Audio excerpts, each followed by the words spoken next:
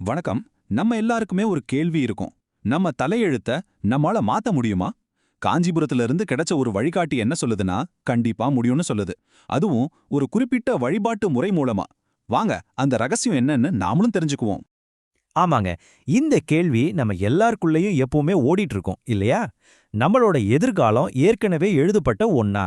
இல்ல அத மாத்தி எழுதுற சக்தி நம்மகிட்ட இருக்கா? வாங்க, இந்த வழிகாட்டி இதுக்கு என்ன பதில் சொல்லுதுன்னு பார்க்கலாம். சரி வாங்க, அந்த வழிகாட்டி சொல்ற விதி மாத்திர ரகசியத்தோட ஆன்மீக பார்வைய இப்போ நாம கொஞ்சம் ஆழமா பார்ப்போம். இப்போ நாம பார்க்க போறதுக்கு இதுதாங்க ஆதாரம்.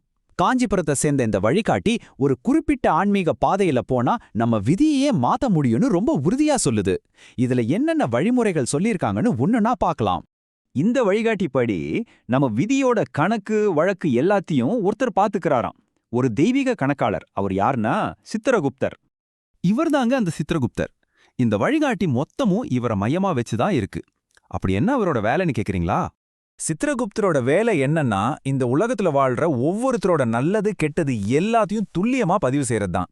அதாவது நம்மளோட கர்ம கணக்க பராமரிக்கிறது இவர்லாம். அதனாலதான் விதிய மாத்திர இந்த முயற்சியில இவரோட பங்கு ரொம்ப முக்கியமானதா இருக்கு. ஓகே, அப்போ சித்திரகுப்தரோட அருளை பெறணும்னா நாம என்ன பண்ணணும்? அந்த வழிகாட்டு காட்டுற வழி நம்மள நேரா காஞ்சிபுரத்துக்கு கூட்டிட்டு போகுது. அங்க ஒரு குறிப்பிட்ட வழிபாட்டு முறைய செய்யணும்னு சொல்லுது.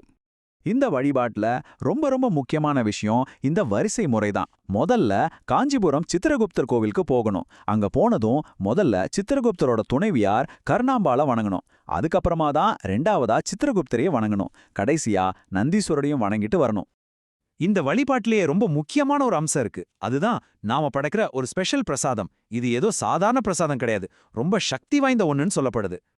அப்படி என்ன அந்த ஸ்பெஷல் பிரசாதம்னு பாக்குறீங்களா? அதுதான் இந்த வெற்றிலை தீபம். பேர்லயே இருக்கு பாருங்க, வெற்றிலைய வச்சு ஏத்துற ஒரு விளக்கு.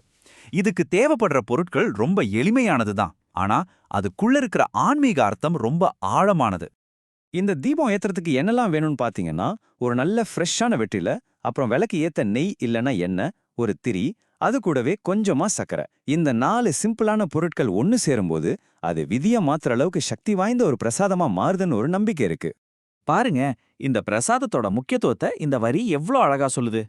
இது வெறும் சடங்குக்காக செய்யற ஒரு பொருள் இல்ல, நம்ம விதிய மாத்தி எழுதுறதுக்கான பாதையை துறக்கிற ஒரு சாவியாம். சரி, பிரசாதம் படைச்சாச்சு. அடுத்து என்ன? இப்பதான் அந்த சடங்கோட கிளைமேக்ஸுக்கே வரோம். அந்த கடைசி வேண்டுகோள் தான் எல்லாத்தையும் தீர்மானிக்க போகுது. இந்த கடைசி படியோட நோக்கம் ரொம்ப சிம்பிள். அந்த தெய்வீக கணக்காளர்கிட்ட போய், ஐயா, என்னோட கர்மா கணக்க கொஞ்சம் கருணையா பாருங்க அப்படின்னு மனசார கேட்கறது தான். இந்த ஒரு வேண்டுதல் தான் நம்ம செஞ்ச எல்லா வழிபாட்டையும் முழுமையடைய வைக்குது. இந்த கடைசி வேண்டுகோளோட இதயமே இந்த சக்தி வாய்ந்த மந்திரம்தான்.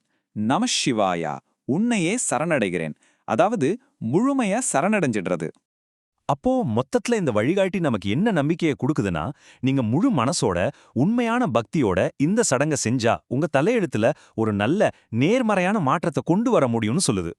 சரி, இந்த குறிப்பிட்ட சடங்குகளை எல்லாம் தாண்டி ஒரு நிமிஷம் யோசிச்சு பாப்போமே. நம்ம விதியை எப்படியாவது மாத்திரணும்னு நமக்குள்ள இருக்கிற இந்த தீராத ஆசை, மனுஷனோட நம்பிக்கை, அதோட சக்தி பத்தி நமக்கு என்ன சொல்லுது? இத பத்தி நீங்க என்ன நினைக்கிறீங்க? யோசிச்சு பாருங்க.